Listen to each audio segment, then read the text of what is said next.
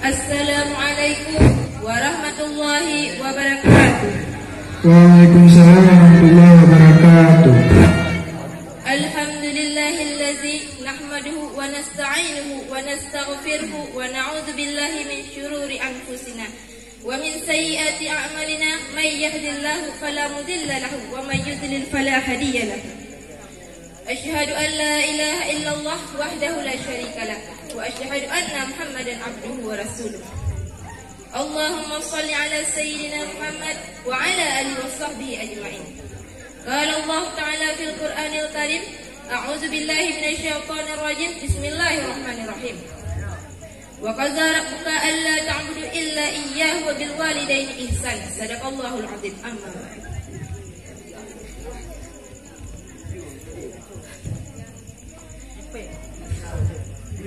Sebagai bukti cinta kepada Sang Khalik, marilah kita rangkai puja dalam bingkai tahmid, kita rangkai puji dalam senandung zikir dengan harapan dan air mata.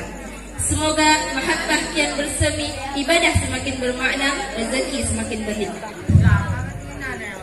Selawat dan salam senantiasa kita kirimkan untuk seorang the power of world, seorang sejarawan ulum, seorang sejarawan sejati, autor ulum, penegak demokrasi, penentang diskriminasi, orang yang berjuang dengan hati nurani suci. Beliau tak lain tak bukan adalah baginda besar Muhammad sallallahu alaihi wasallam. Dan kepada sahabat dan keluarga beliau yang mana oleh mereka telah bertekad bulat, patah tumbuh silih berganti, hilang 1.000 ganti. Semua itu mereka lakukan hanya untuk menegakkan satu kalimat, yakni la ilaha illallah Muhammadar Rasulullah. Dan kepada para ulama, baik ulama mutaqaddimin maupun ulama mutaakhirin, yang mana ulama ini ibaratkan tongkat di kala licin, ibaratkan lampu di kala gelap. Kata-kata ta'ziman saya kepada abi ma'umi sekeluarga, semoga selalu dalam lindungan Allah.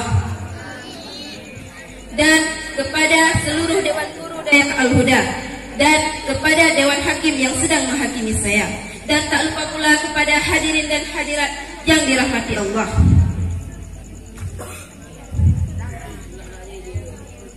Pada dasarnya manusia dalam menghadapi kehidupan ini adalah mempunyai satu tujuan yang sama, yakni untuk mencapai ridha Allah Subhanahu wa taala.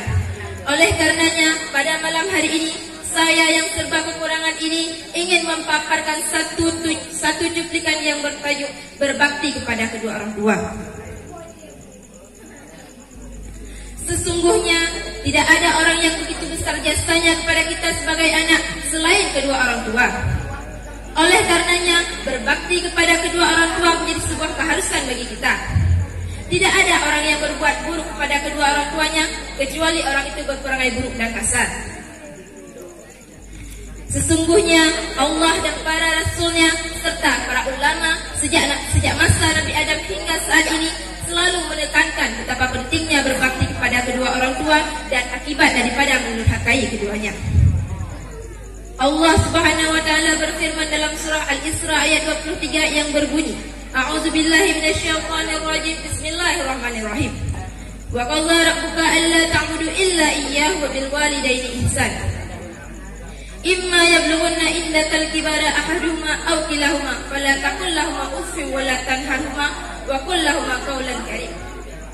Yang artinya, dan Tuhanmu telah memerintahkan supaya kamu jangan menyembah selain Dia, dan hendaklah kamu berbuat baik kepada ibu bapakmu. Dan apabila salah satu daripada keduanya atau kedua-duanya sampai berumur lanjut dalam pemeliharaanmu, maka jangan sekali-kali kamu katakan perkataan kepada keduanya. Dan janganlah kamu membentak mereka dan ucapkan kepada mereka perkataan yang mulia. Pada ayat ini Allah telah menyandingkan perintah mentauhidkannya dengan kedua orang tua.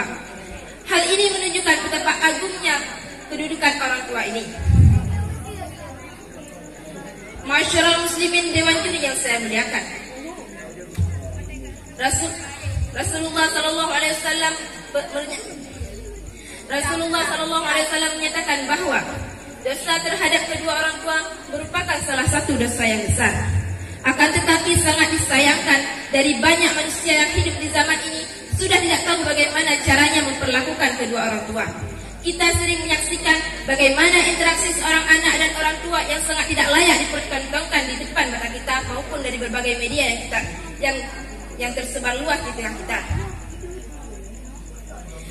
Jangankan untuk meringankan beban orang tua, malahan anak tersebutlah yang menjadi beban orang tua. Menyiksa perasaan dan fisik orang tua bukan lagi menjadi masalah yang tabu di antara kalangan manusia.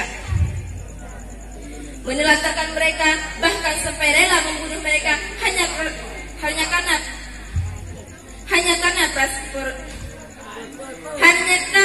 perkara yang sepele. Inilah pemandangan hidup yang saat ini sering kita saksikan. Kita berlindung kepada Allah daripada hal yang demikian. Di sisi lain, karena agungnya dan besarnya hak-hak orang tua, Allah telah memerintahkan kepada setiap anak untuk berbuat baik kepada orang tuanya dalam segala keadaan. Walaupun kepada orang tuanya yang kafir sekalipun, terlebih lagi kepada orang tuanya yang Islam. Allah berfirman dalam surah Al-Luqman ayat 15 yang berbunyi, A'udzubillahi minasyaitonirrajim, Bismillahirrahmanirrahim. Wa in jahadaka ala an tusyrika bima laysa laka bihi ilmun fala tuti'huma wa zahibhuma fid dunya ma'rufan. Fattabi' sabila man anaba ilayya thumma ilayya marji'ukum fa'unabbi'ukum bima kuntum ta'malun. Yang artinya, dan jika keduanya memaksamu untuk mempersekutukan dengan aku sesuatu yang tidak ada pengetahuanmu tentang itu, maka janganlah kamu mengikuti keduanya, dan pergaulilah keduanya dengan baik di dunia.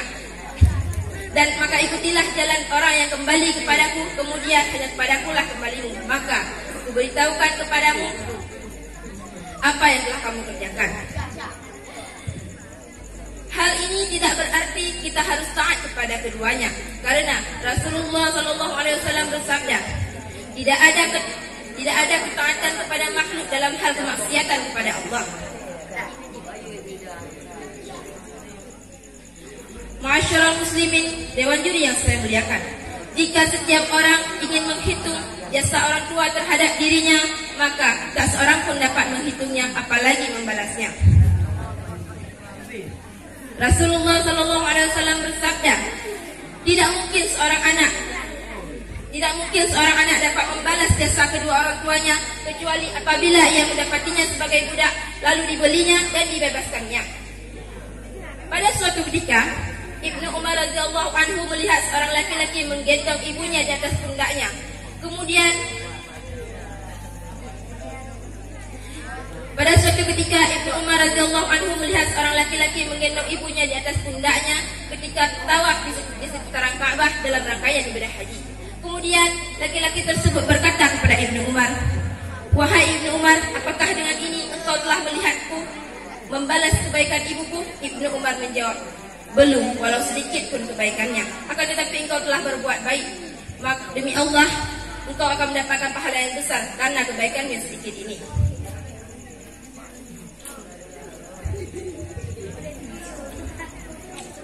Hadirin ma'asyiral rahimakumullah.